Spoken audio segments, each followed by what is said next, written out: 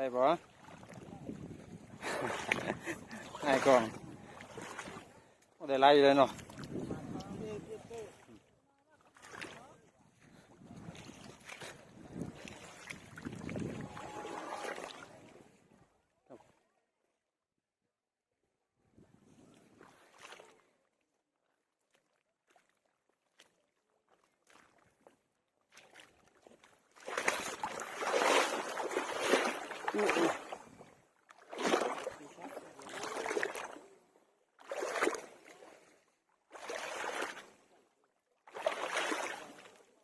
ลมไล่ลมไล่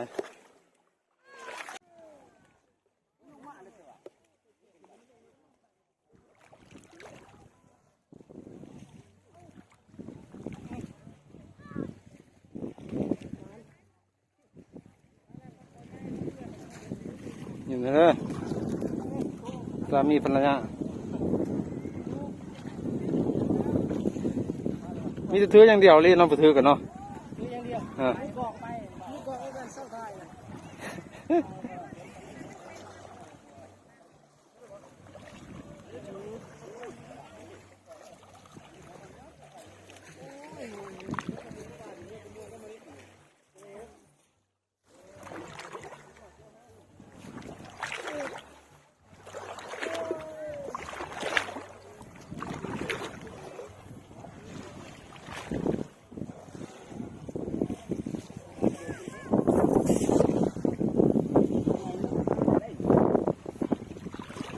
เราต้องหุ่นเต้ให้เขากรุบขนาดต้องหุ่นทั้งเหอะเบ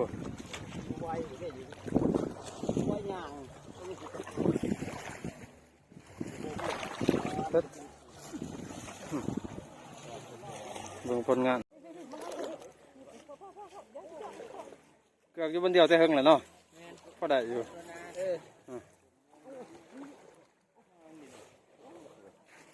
รับโต้มันโดดมือไปปลาดุกวะส่วนไรปลาดุกปลาขอเนาะปลาใหญ่เอาแล้วปลาดุกใส่ถุง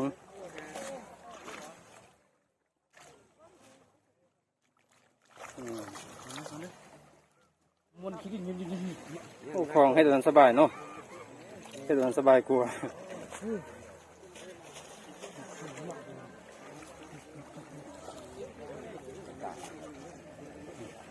จับโจ้มาสิเติมมาอีก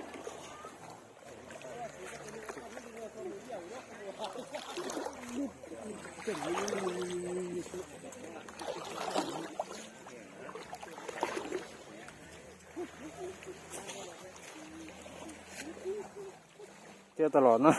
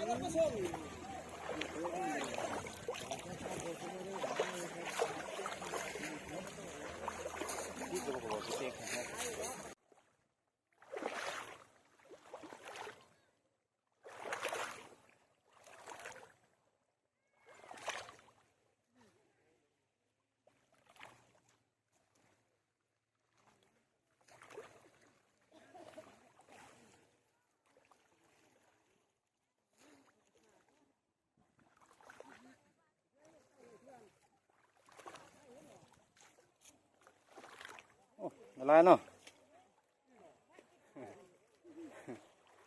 ไหนปลาคอใหญ่อยู่วะน่าจะปลากระเดิด